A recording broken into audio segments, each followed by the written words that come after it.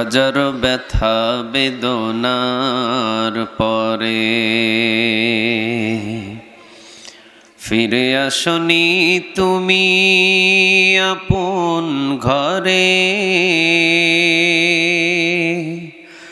দিনের আলো তুমি ছড়িয়ে দিতে চলে গেলে মদিনায় মক্কা ছেড়ে। হে রাসূল তোমাকে ভুলি আমি কেমন করে। হে রাসূল তোমাকে ভুলি আমি কেমন করে। খেয়ে না খেয়ে দিন প্রচারের কাজে নিজেকে দিয়েছ বিলিয়ে।